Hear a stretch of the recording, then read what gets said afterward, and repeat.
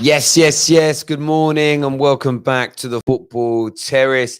Big, big Manchester United news. It should have you all. If you're a United fan, you should be delighted. If you're a rival, it's going to trigger you. Let's not get it any which way twisted. It's going to trigger you. Andreas Pereira to Lazio, done deal. £3 million loan fee. His entire wages covered of £30,000 per week. And a option to buy of 20. So I repeat, £27 million at the end of the loan deal. If he does a decent job and they want him, that is the agreed price ahead of time. Chris Smalling to Roma is all but done. It will be a fee of 20 million euros, rising to 25 million euros with add-ons. That will be concluded in the next day or so. We also have Delo.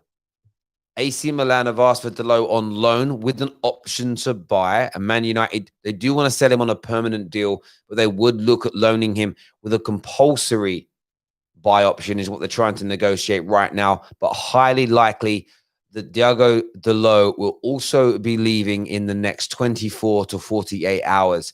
That is three pieces of the team. Do you know what? Let's not even call them deadwood. They're not part of our plans. That will collectively raise somewhere between 55 and 60 million pound of income and equally save us over 125,000 pounds per week in salary.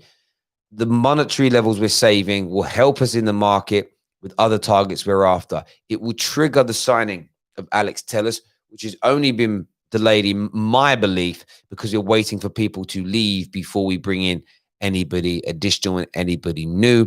Or it might give us the money.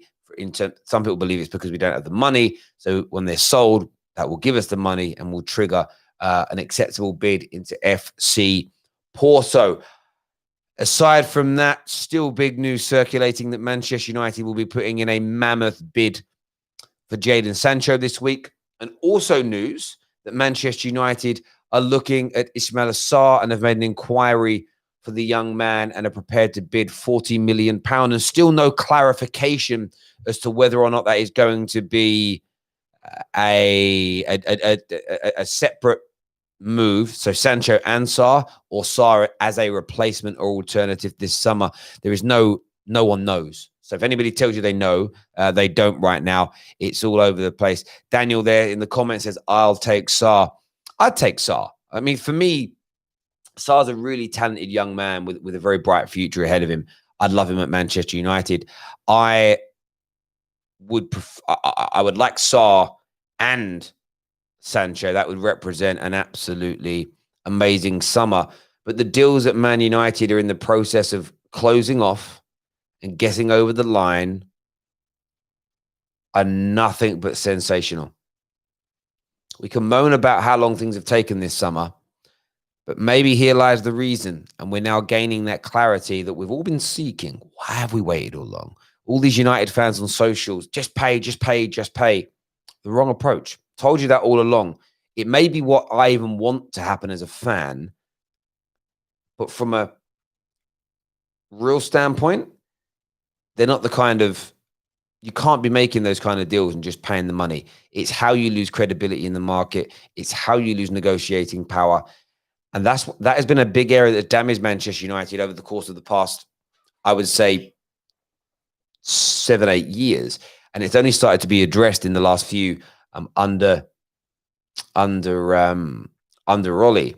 And maybe we've waited this long because the club do now want to start balancing the books properly. We do want to start getting sensible, if not brilliant, fees for players that we're selling. And maybe we've had to wait this long because we've been, the inquiries for the Pereiras and the Smallings and the Delos, the Lingards have been in, but far too low, well below the market value of the players, and we've been holding out. But equally, not just with how much money we've hemorrhaged and wasted over the past 7-8 years. If you were to go out and buy our targets, all boom, boom, boom, all of them, get them in now, What then happens is your books need balancing. Facts. Every club's the same. Books need balancing. Even City, with their trillionaire owner, couldn't bring in Diaz until they sorted out a deal for Otamendi to leave, because there are financial fair play situations to look at. But with Man United's case, with losing 140 million pounds because of no fans, you have to balance the books. But if you suddenly buy the players and you've got new wages guaranteed on your books, the clubs that are buying your individuals can lowball you and say, well, you need them off from a wage point of view. We'll pay you £10 million now, permanent deal for Andreas Pereira. And potentially you end up losing an additional 17 to 20 million pounds. Let me just tell you this now. If you're a Man United fan, if you saw the Glazers and Woodward today walk into the car park of Old Trafford and burn 20 million pounds, just burn it in the air, would that bother you? If the answer is yes, that would bother you, then why would you want them to waste 20 million pounds on a transfer deal? It's the same difference. We need to get a head out of our backsides. We've got to understand that to be run like a proper club, you have to be thrifty at times. You have to be sensible. You have to prolong negotiations.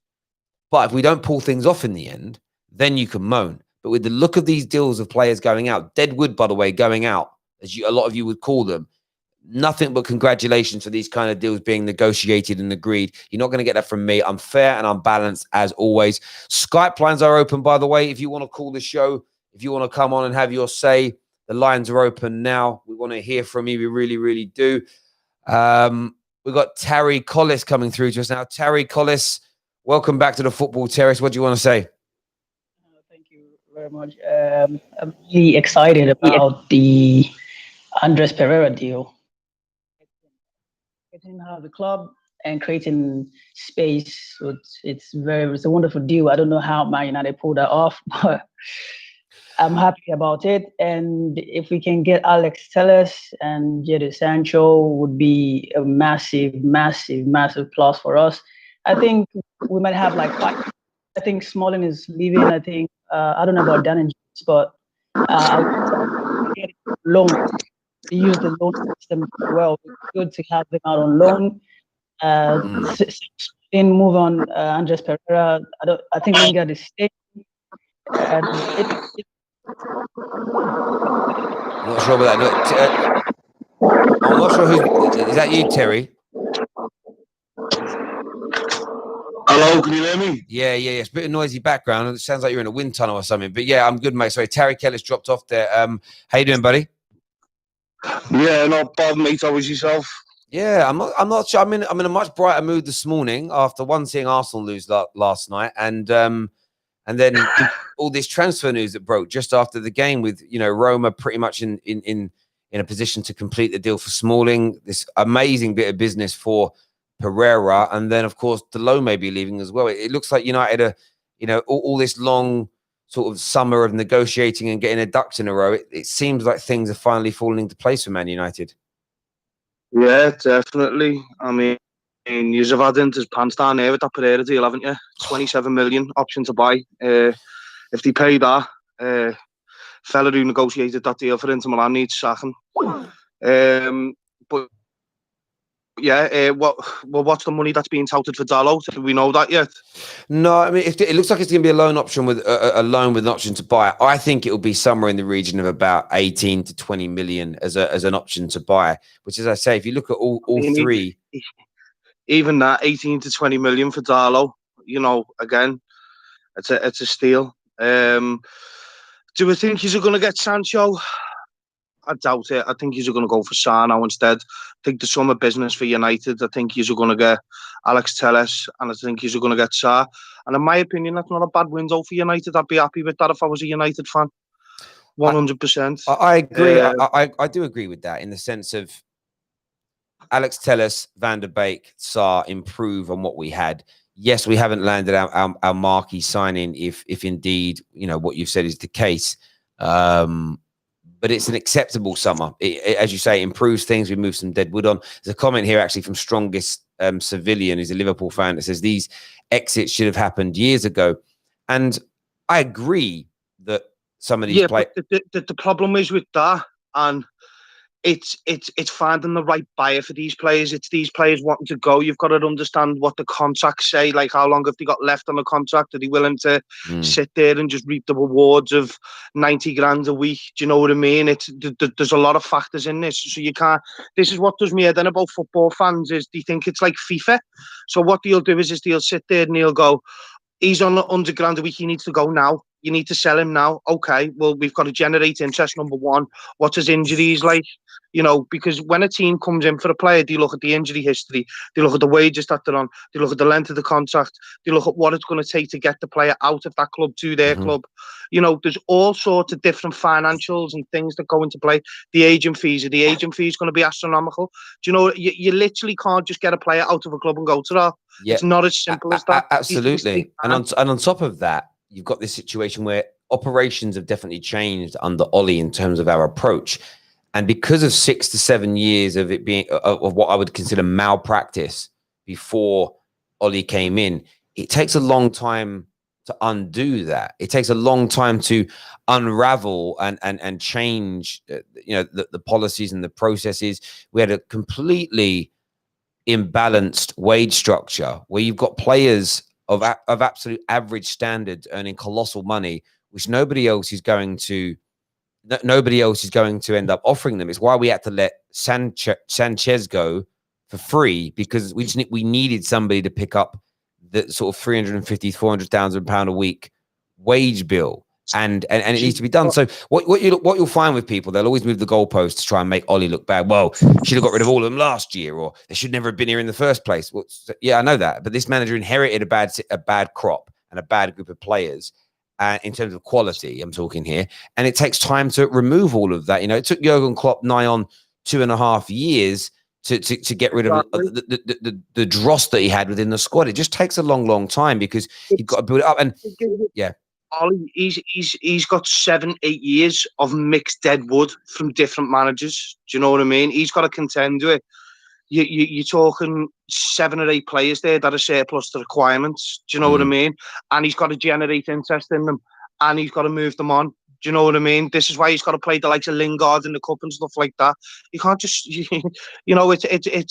can't just go, oh yeah, Lingard's ready to go, you can come and get him. Well, we haven't seen him play for 6 months. I agree. He's ready to go. Don't worry. Do you know what I mean? Yeah. Well, you look at our still third choice goalie now in Romero. They gave him a new deal, I think, 3 years ago, and put him on £90,000 a week for a reserve goalkeeper.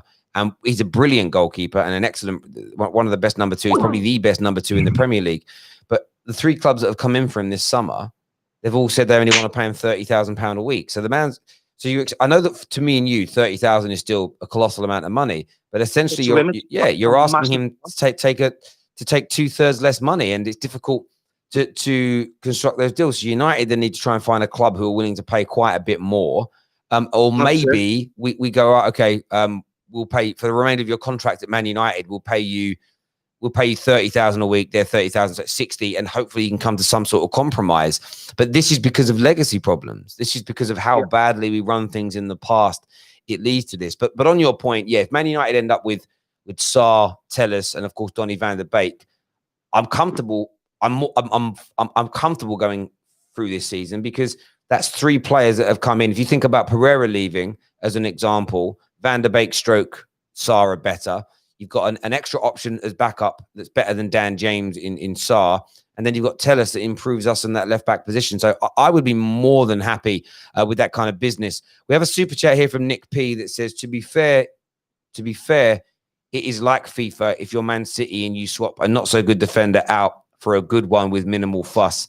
Well, but Man, you're absolutely shocking what they've done as a football club. How they haven't been fined and ridiculed and banned from Europe is beyond me. You know, here's a club that can go out and spend 400 million, and then his owner just writes it off as a sponsorship.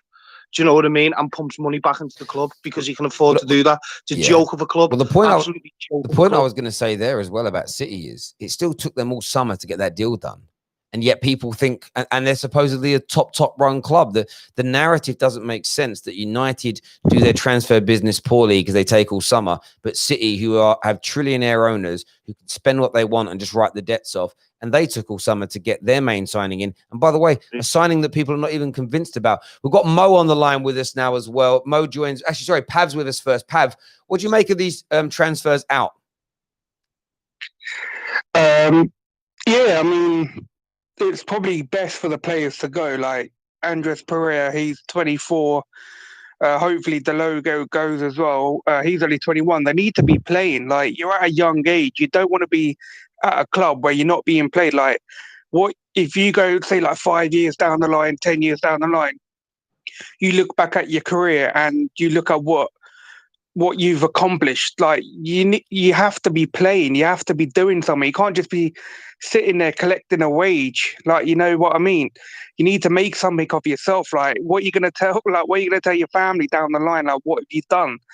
So for hopefully Dalot to go, he needs a game time. Like, you got the Euros next year, and he has to be playing if he wants to push for a spot.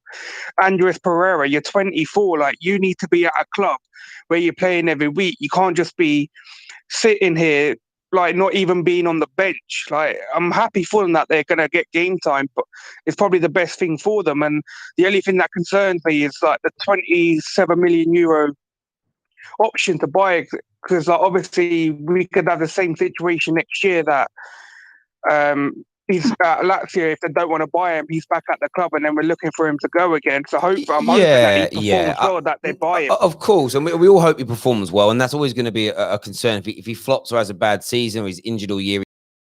Do you know what? Even if he goes there and he puts in 6 out, well, maybe Lazio say, listen, we don't want to pay 27 million for him, and you get a little less, you might get 20. You know, maybe Lazio don't want him, but another club's been able to watch him all year. So, do you know what? We'll give you 15 mil for it. Like, right now, if somebody told me yesterday before this was announced, you're getting 15 million for Pereira, I would have been happy. So it's almost whatever happens, I think we're going to get a decent amount of money from him in a year, but it's also 12. It's also 12 months of us not paying his salary, which enables us to sign players in the short term and balance those books, which is very, very important. We've also got Mo on the line with us now. Mo, what are you saying, mate? Mo Omar, give us your opinion on these transfers out. Hey, Terry. Good morning, everyone. I think for me as a United fan, this is the most exciting period that we've had in terms of transfers and the whole drama. In terms of Pereira, I think he's a very great talent that came through our youth. For me, it's unfortunate that we have to let him go. But in terms of Oli, he inherited a lot of players that went through bad patches. And I think for what he wants, he needs to have a fresh group that has one direction, has no bad apples, no past history with ups and downs of the club, you know. So having everybody on board and having the same vision, that's basically what Sir Alex Ferguson wanted, or what he had when he went out to get players. He gave them a philosophy, he gave them a vision. So once they stepped into the club, they stepped in already knowing what is the target or what is the requirements for the club moving forward. So with this Deadwood, I believe they went through a bad patch. And it's not that he doesn't want them, it's just that the mileage is already high. Believe me, if this was a different time, maybe 4 years back, I think he would have kept like Smalling, Pereira, or so forth, you know. But for me, I think this is the most exciting times. And a lot of United fans are used to the past 6, 7, 8 years where we just needed players and we never wanted players, you know. For Oli, I think the players now that we're getting in the sort of recruitment that we're doing and how we're going about it, it's going to be different from the past 8 years because we want a different result. We can't have the same mentality and expect something different out of it. So I'm actually behind the manager and I'm behind the club, and I have faith in this club. You know what I mean? I believe we will turn it around. Look at Liverpool. It took patience.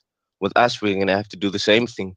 But so far, I'm very happy. And with Smalling, I'm glad he's going. I think he's going to have a fantastic career. At the end of the day, I would like all of our players that are leaving to have a great career, to show that, you know what, we're not just a bunch of clowns, or we never just had players that didn't want to make it. We had talent, and it's out there, you know. So I'm very happy with. Mate, listen, I think you make some really good and sensible points there in terms of the direction that we're going in, and you know, I've been very open about this. I have much more faith in how we're operating in the market, and just how you operate in the market and how you operate internally will end up manifesting itself on the football pitch. Think about any way any of you have worked. If the management are a joke, if the organization is not run properly, there's no discipline, if there's no standards, the workers, in this instance, the footballers, also don't work as hard, it becomes a ripple effect, because you're like, well, my bosses don't care, so why should I? And sometimes you don't even know you're doing it consciously. You know, I've worked in places before where it's been a bit of I worked in a sales team once, and it was literally, 20 of us lads. The boss was just weak and a joke. The owners didn't really care, and every day was just like a boys' club. It was. I wasn't going to work. I was going to have a laugh with my mates. That's how it felt. And I feel like Man United's almost been like that. We're not in that same environment, but in terms of, I think from top to bottom, it hasn't been run particularly well. The players will be aware of this. It's like, well, their standards are low, so are mine going to be. But it takes time to wean that out of the club, and you have to move players on. And I get like people like Deleu's trending this morning, and people are like, oh, he's the best attacking fullback we've got. My view is this: but he still isn't that good, mate. And anyone that's trying to rewrite history that he was super. He literally had 2 or 3 good games in a wide attacking right position for Man United when Ole Solskjaer came in. Defensively, I don't remember that great game he ever had. I don't think he ever did. I mean, he gets exposed far too easily. And I know that AWB is going for a tough time at the moment, but we've seen the quality of this boy. AWB's had more quality performances in 1 year than Deleu's had in the last 2 to 3. So it's right for him to go, especially if it means we're bringing in the likes of Sarr and/or Jadon Sancho. Just the quality and the difference in player are there. And I get it's going to be disappointing for a lot of United fans if Jadon Sancho doesn't come in. However, let's just see how the land lies, because I remember when Liverpool signed Mane. I remember when Liverpool signed Mo Salah. There was a lot of banter, and there was a lot of there were even some Liverpool fans that were like, "Oh, we didn't get," because there was somebody else you wanted instead of Mo Salah or Mane. There was another attacking player that at the time was regarded much better. I don't remember the name of them. Terry might remember. I can't. Was it that kid from Shakhtar Donetsk? It may have been. He ended up going to China, and his name eludes me, man. What's his name? Alex something. Yeah, I know you're talking about. There was a couple of either way. There was a couple of players you were looking at. Yeah. Yes. And I remember there being outrage when you didn't sign him, but from some fans. And I remember there being, you bought the flop and you bought Mane from Southampton, and they went on to be serious players for you. Obviously, 2 of the best in the Premier League and 2 of the best in the world. Now, I'm not saying for 1 minute that Sarr's going to do what Sancho has done. Why not? But exactly but that's the point I'm making. If Sarr comes in at 22 and kills it and is amazing, this is where it was Julian Brandt, who's now at Dortmund, that they were going for. That's it, yeah. And that's the guy. So I was waiting for the name to come up. And that's the point. You sometimes end up with a different option, but as long as it's one that you want, it can work. And if Sarr comes in this season and he's absolutely brilliant, and it makes Man United improve, and we have a really good season, people will forget that we were looking at Jadon Sancho. Man United fans have forgotten that we were desperate for Alan Shearer because we got Ole, and Ole came in and smashed it and helped us win titles. And this is the thing. We have to. I remember when Anthony Martial was about to leave, and everyone was going, I'm not. I remember one guy saying, I can't support United if we're so stupid to let that talent go. First of all, it's like, well, you're not a fan already if you're thinking of turning your back for that reason. But I'm trying to drum home the point to him that if Martial leaves and his replacement kills it and we win the league, or we have a brilliant season and win a cup and we're looking amazing, you'll forget that Martial exists without being horrible if you're a real Man United fan, because you do move on because somebody else fills that place. Man United, up until the last 7 years, whenever we had a star leave in the Fergie era, this guy gets all our goals, or Beckham left. What are we going to do about Beckham? Ronaldo came in. Van Nistelrooy's gone. What's going to happen? Well, Rooney and Ronaldo stepped up into that void as an example. Yap Stap's gone. What are we going to do? Hi, Rio. And it's like you should be able to replace these people. You forget about them. I was gutted when Stam left. 6 months into Rio being there, did I think about it anymore? No. Now, I know I think there was a year's gap in between that happening. But the point is, as long as you buy right and as long as you make the right decisions, and Ollie's record for me so far has been pretty damn good, I'm comfortable. And we've just got to sit back there and go, okay, this is where we are. Let's support this move. Let's support this deal and see how it goes. Because imagine how Sarr will feel if his new fans show no happiness or no excitement or no encouragement to him joining the football club. What an abomination that would be.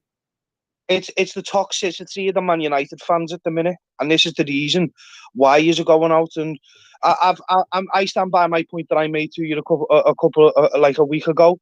I believe that the players are going out there, and when you've got people going on Twitter and being racist to Paul Pogba and saying to Daniel James, "Do you think your father's proud of that performance?" and stuff like that, that's absolutely disgusting. These are human beings at the end of the day. Do you not think that they don't go out there and think about that stuff? Of course they do. They'll state to the cameras that they don't, but of course they do, and they feel it. And United fans have been absolutely so toxic towards the players, and you know what? It's not the players' fault. It's the board's fault. Yeah, mate, you're absolutely, 100%. Absolutely right on that. We've got a super chat here saying, I can understand going for Sancho, but if it's Sarr, why not strengthen the centre-back instead with Upper Meccano? It's a really good question, and I think it's because Upper Meccano has signed a new deal, and he did, yeah. He buyout clause is £50 million next summer. If you want him now, you're going to spend 60 million. And I think Man United's train of thought is we're not going to waste £10 million and get him cheaper next year. And equally with Man United fans, we've kicked off in the past where we've paid above buyout clauses or above value for players. So we can't now ask them to go and do the exact same thing, in my opinion. Otherwise, we're the hypocrites. We either want the board to act in a sensible way financially or we don't. Tell us how, if you don't mind if we overspend and overcommit and buy above buyout clauses, fine. But I never want to see anyone moan about it. Remember, we paid above the odds for Maguire. Why are we paying above the odds for other defenders? Why are you asking us to go and pay above the odds for other players now? Doesn't make sense to me. Lucy Galbraith, one of our members, says here that I lost her comment now. She said, the problem is, though, I've seen lots of both, and Sancho is levels above Sarr. I don't disagree. I think you're right, Lucy. We know how good Sancho is. And I'm not claiming that he's going to ever be as good as Sancho, but who knows how the transition is as they get older. Point I'm making is I still believe that Sarr could come in. It'll be an improvement on the Pereiras and the Dan Jameses in that role. So he'll create more, score more, be more dominant in games. He'll grow into being a better player than those individuals are, in my opinion. And it still leaves us the room and the finances to get Sancho at a later stage, I think. So I don't see it as being a major issue or problem. I just don't. And I agree with you. It's not like he's a terrible backup, is he? Do you know what I mean? He's a decent alternative, and he's better than what you've got at the club. The thing that I was going to ask you, Terry, I was watching the stream last night, the live stream. And how do I get on those live streams? What, the watch-alongs?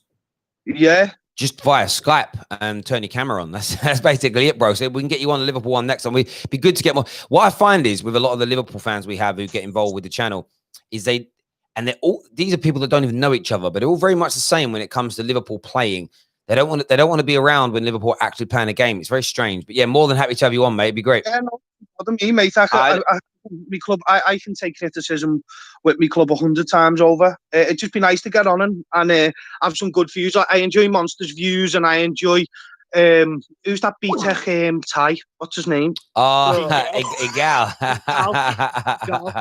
Yeah, I was absolutely laughing my head off at him last night. The nonsense that he comes out with. Their bench is better than ours. Our bench would make them top 4 contenders. Their bench is nowhere near as good as ours. To be honest, guys, I was very, very scared when I heard that Sarr was perhaps going to Liverpool, because I know what Klopp will do to him. He would be a nightmare in the Premier League. I promise you. Do you know what's interesting about that? You're so right when you say that, mate. When Sarr was linked to Liverpool a few weeks ago, I saw Manchester United fans raging and angry about, see, they're getting another bit of quality. Why don't we get him? And so you are going to get him now, but you're not going to get Sancho, say, this year. That's just, it's whatever they do.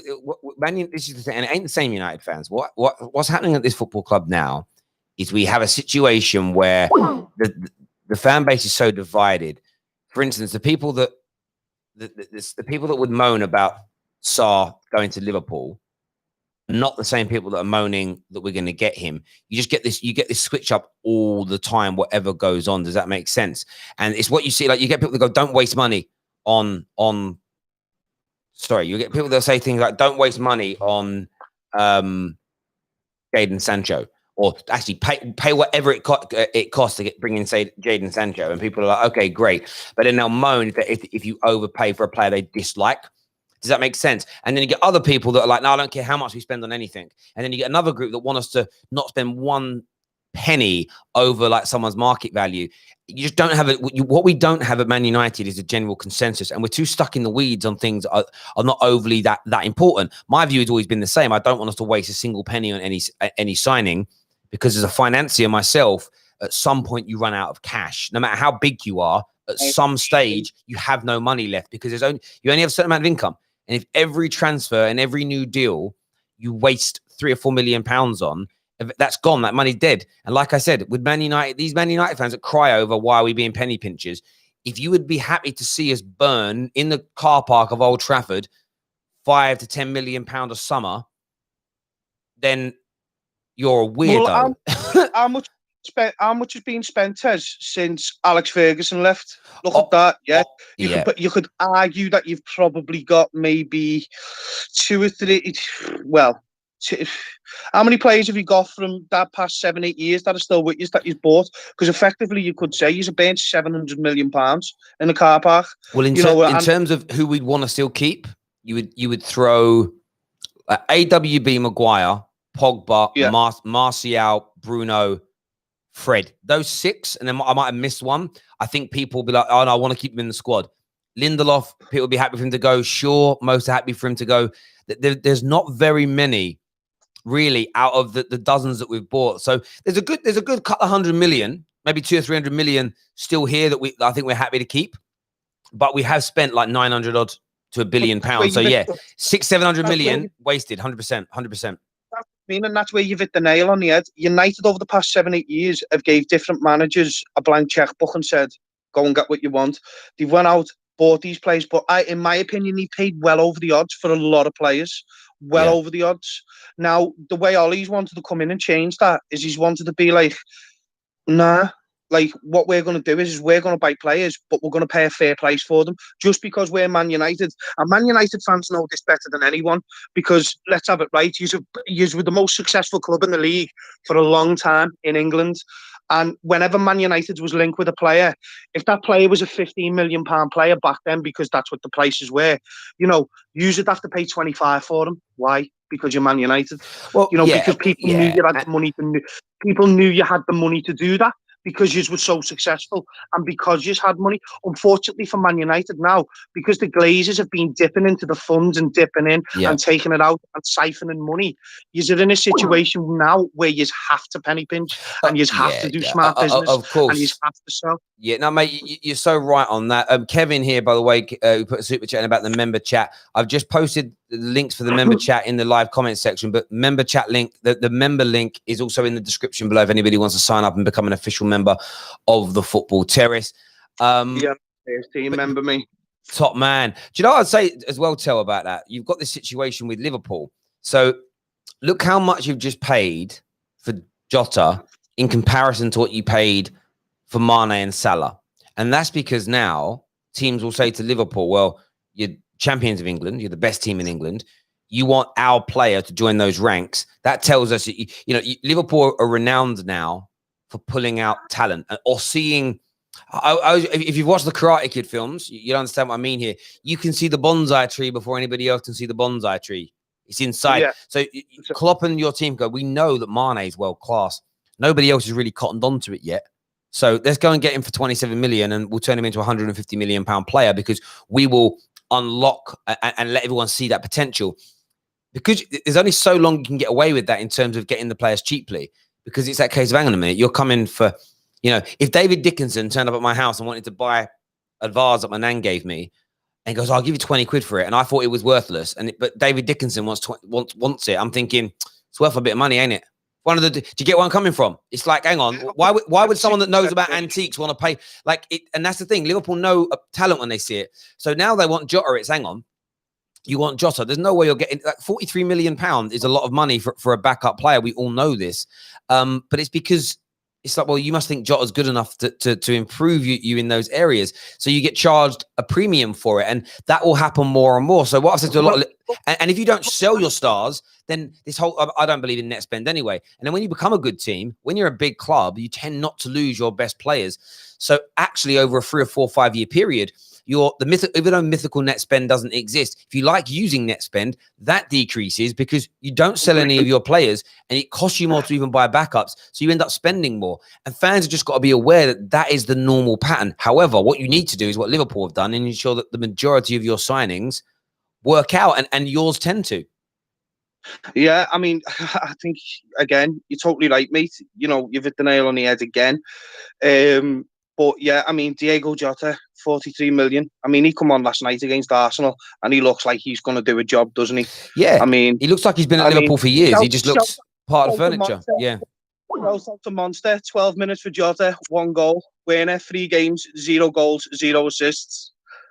Sorry, Monster, I had to do it.